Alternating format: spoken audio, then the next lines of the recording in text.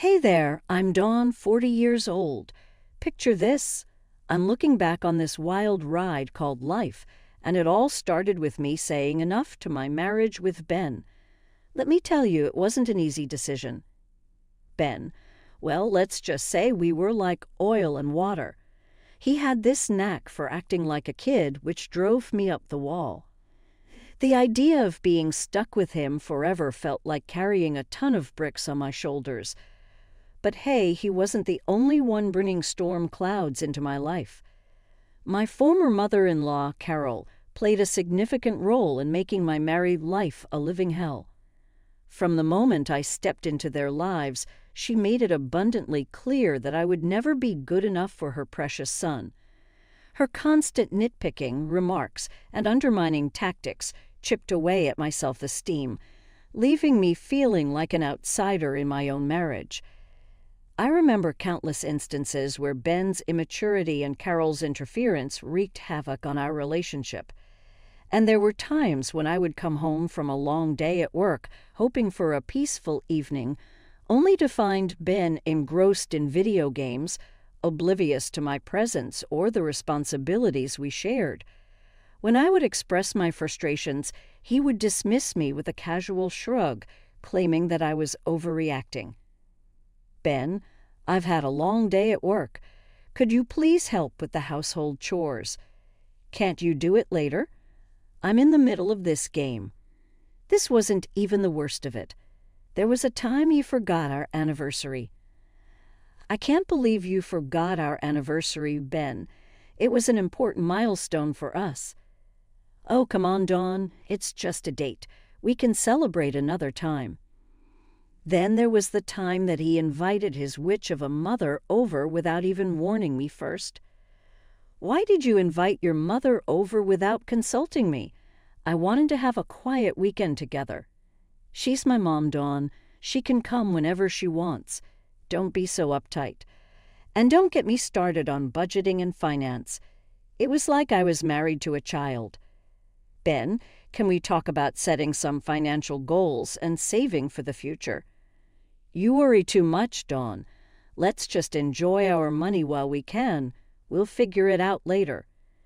These are just a few glimpses into the deteriorating state of my marriage, where my concerns were dismissed, my feelings were invalidated, and my needs were constantly overlooked. It became increasingly clear that Ben's immaturity and indifference were insurmountable obstacles in our relationship. And then there were the family gatherings where Carol would use every opportunity to belittle me in front of others. Her cutting remarks about my appearance, career, and even my cooking skills stung like daggers. She reveled in the discomfort she caused me, while Ben would often turn a blind eye, too afraid to confront his overbearing mother. Let me just throw a couple of real examples where she, just like her son, belittled and disparaged me. Example 1. Carol, I spent hours preparing this meal for the family. I hope you enjoy it. Well, let's see if it's even edible. I can't trust your cooking skills. Example 2. Carol, I found this beautiful dress that I think would look great on me for the upcoming event. Oh, sweetie, that dress is far too revealing for someone your age. You don't want to embarrass yourself, do you? Example 3. Carol, I would appreciate it if you didn't criticize my parenting decisions. I know what's best for my children. Well, clearly you don't, or you wouldn't be making such foolish choices. Honestly, what is wrong with you? Example 4. Carol, I've been working hard to maintain a healthy lifestyle. I would appreciate your support. Oh, please, you're wasting your time with all that exercise and dieting. You'll never look as good as me. Example 5. Carol, I've asked you politely before, please stop making snide remarks about me to others. I'm just telling the truth, dear. People should know what they're dealing with when it comes to you. These exchanges highlight the constant belittlement and disparaging remarks that Carol directed at me throughout my marriage. Her behavior was a constant source of stress and made it even more difficult to salvage any positivity in my relationship with Ben. The breaking point came when I realized that I deserved better than this toxic dynamic. I made the difficult decision to file for divorce, seeking a life free from the constant emotional turmoil that had plagued me for far too long. The courtroom became the battleground where I presented my case to the judge, detailing the irreconcilable differences and the detrimental impact this marriage had on my well-being. Finally, when the proceedings came to an end, the weight of my decision began to lift. But in the midst of my relief, Carol, my ex-mother-in-law, couldn't contain her delight. She leaped to her feet, her face contorted with twisted joy, as she declared with a sickening glee that I was finally out of her life and that she had triumphed in winning her son back. In that moment, as her words hung in the air, I felt a surge of anger and indignation. How dare she revel in my pain and celebrate the dissolution of my marriage as a personal victory? I couldn't contain my fury as I retorted, my voice laced with contempt, calling her out for the miserable and pathetic person she truly was. But instead of crumbling under the weight of my words, Carol just laughed. Her laughter echoed through the courtroom, a mocking soundtrack to the end of a chapter that had caused me so much pain. It was a chilling reminder that for some, winning meant tearing others down. And her twisted joy only fueled my determination to rise above the toxicity that had ensnared me. As I walked away from that courtroom, leaving behind the remnants of a failed marriage and a toxic relationship, I vowed to reclaim my life and find the happiness that had eluded me for far too long. Carol's laughter served as a stark reminder of the battles I had fought and the strength I had discovered within myself. No longer would I allow the judgment of others or the cruelty of those who sought to diminish me to define my worth. I would rise above the bitterness and embrace the freedom that awaited me. With each step forward, I embarked on a journey of self-discovery and healing, determined to create a life that reflected my true value and worth. The road ahead was uncertain, but I faced it with an unwavering resolve. I knew that the path to happiness wouldn't be easy, but the struggles and hardships I had endured had forged the resilience within me. It was time to leave behind the drama, the toxicity, and the emotional wounds and embrace a future filled with hope, self-love, and the promise of a brighter tomorrow. But unfortunately, the story doesn't end here. Of course it doesn't, because I can't catch a break to save my life. You remember when Carol was exclaiming how she had finally won? Well, I believe that she was anticipating receiving something, but she never did, and she never will. You see, she believed she had finally won and would get her hands on the coveted family heirloom that she had envied for so long. Little did she know that I held the key to her desires. The heirloom in question was a breathtaking diamond orchid necklace passed down through generations in my family. Its exquisite design and rarity made it an object of immense value, estimated to be worth millions of dollars. Carol's eyes would glimmer with greed whenever she laid eyes on it, but it remained out of her reach. Throughout my marriage to Ben, Carol made no effort to hide her desire for the necklace. She would frequently question why we didn't sell it and use the money for more practical purposes. I would always dismiss her suggestions, explaining that the necklace held sentimental value and was an integral part of my family's legacy. Now, with the divorce finalized, Carol expected to claim her share of the heirloom's value. She believed she was entitled to half of its worth, a staggering amount that could potentially fulfill her materialistic dreams. But what she didn't realize was that I had something else in mind. A month had passed since the divorce was finalized, and I thought I had left Carol and her conniving ways behind me. But one evening I was taken by surprise when I heard a familiar knock on my front door.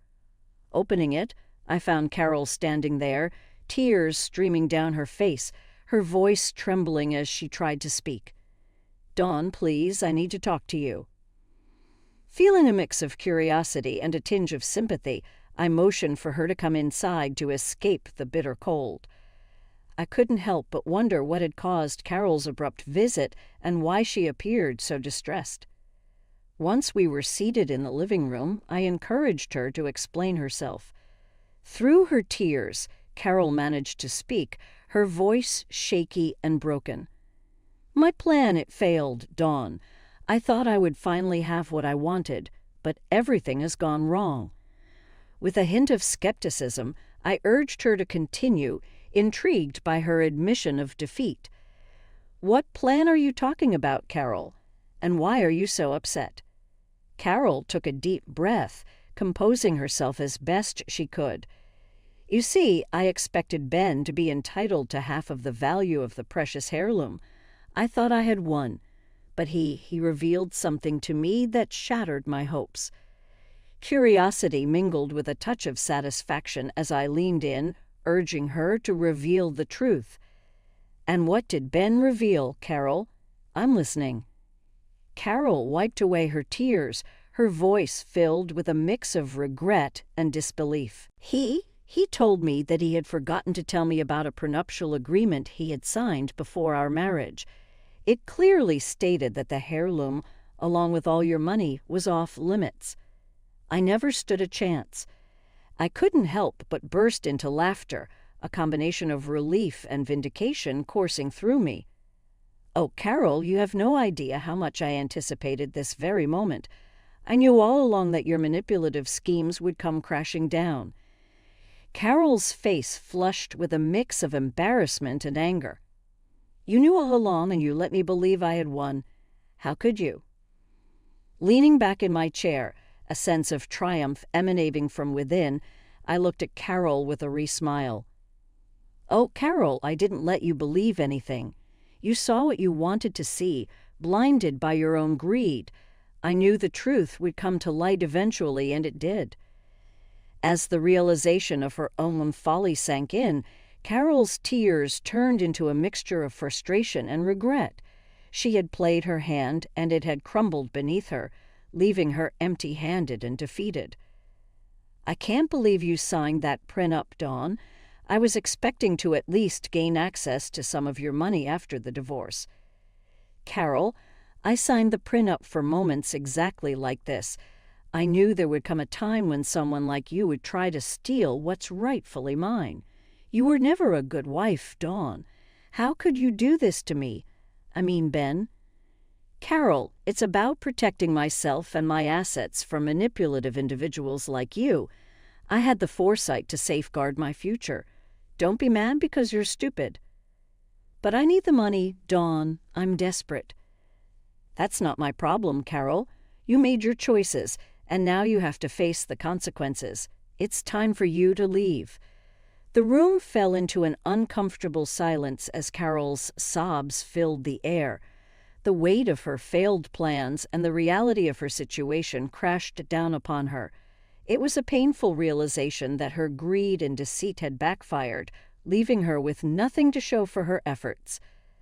I remained resolute, understanding that it was essential to stand up for myself and protect what was rightfully mine.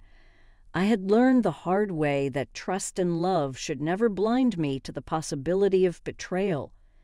As Carol reluctantly gathered herself, she looked at me with a mix of anger and resignation.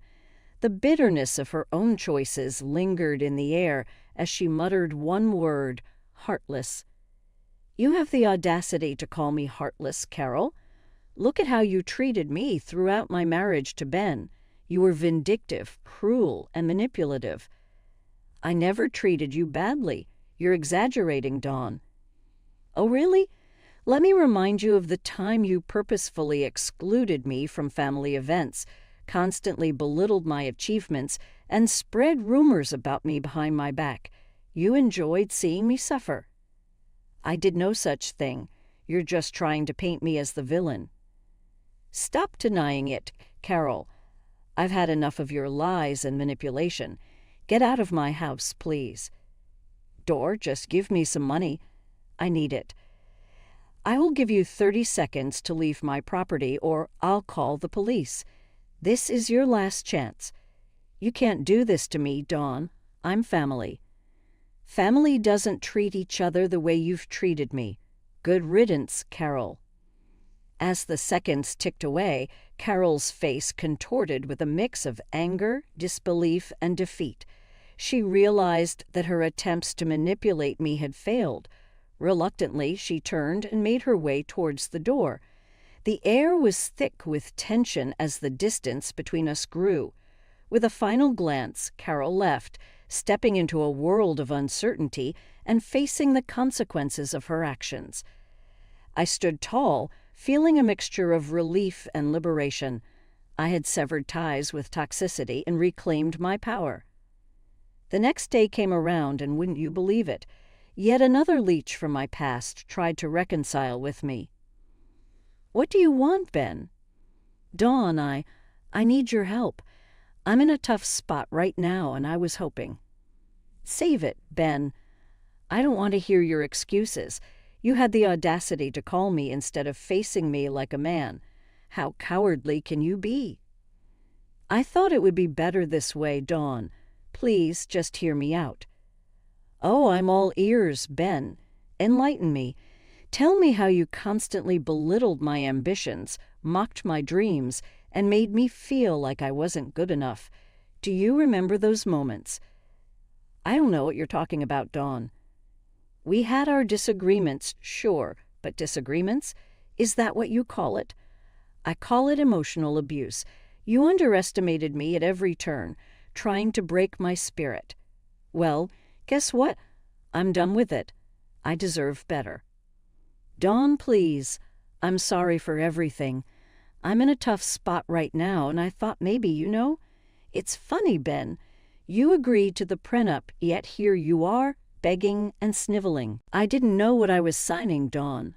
I just knew that I loved you." "Cut the crap, Ben. Knowing you, you probably expected me to renege my decision." "Dawn, I don't know what to say." "Yeah, I figured. You've always been a wuss." "Dawn, please, just hear me out." "Listen to me, Ben. This is the last time I'll say it. If you ever try to contact me again, I'll get a restraining order against you. Do you understand?" "But Dawn, no." "Ben, it's over. Goodbye." I hung up on Ben and proceeded to delete his number. I was finally done with those two, and I couldn't be happier. As I sit here reflecting on the journey I've traveled since the end of my tumultuous marriage, a sense of contentment washes over me. I am in a better place now, both mentally and emotionally. It's as if a weight has been lifted off my shoulders, and I'm finally able to breathe freely again.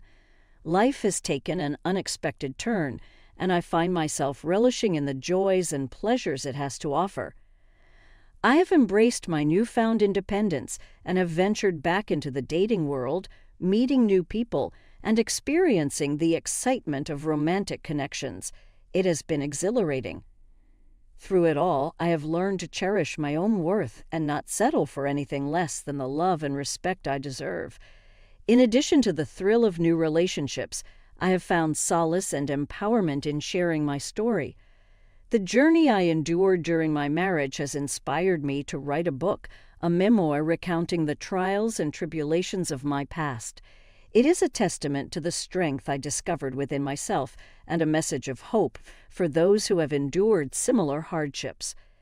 Through my writing, I strive to shed light on the importance of self-love and the courage it takes to break free from toxic relationships.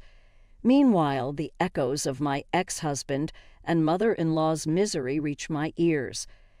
Their envy is palpable as they witness my growing success and happiness from afar. It seems they underestimated the resilience that lies within me, and now they are left to lament the consequences of their actions. The tables have turned, and it brings me a sense of satisfaction that I never imagined. While I have distanced myself from the toxicity of their presence, I have not escaped their attempts to tarnish my reputation. Carol and Ben have made futile efforts to slander my name, hoping to drag me down to their level of misery. However, I'm not one to be underestimated or silenced.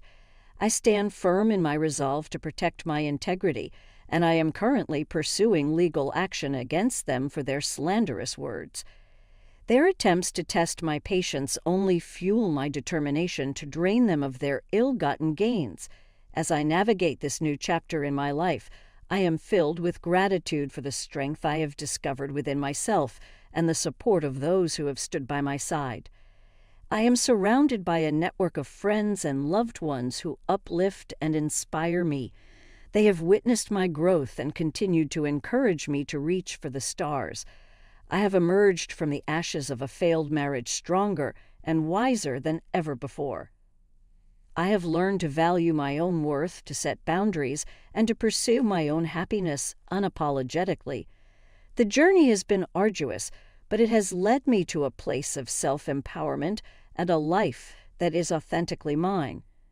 In the end, the story of my life is not defined by the pain and hardships I endured, but by the resilience and triumph that followed.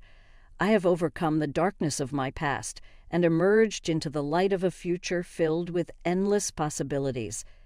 And as I continue to write the pages of my own story, I do so with a renewed sense of purpose, embracing the happiness that eluded me for far too long. With every word I pen, I am reclaiming my voice, my power, and my life. The revenge I sought was not to bring them down to my level, but to rise above and show them the strength and grace I possess.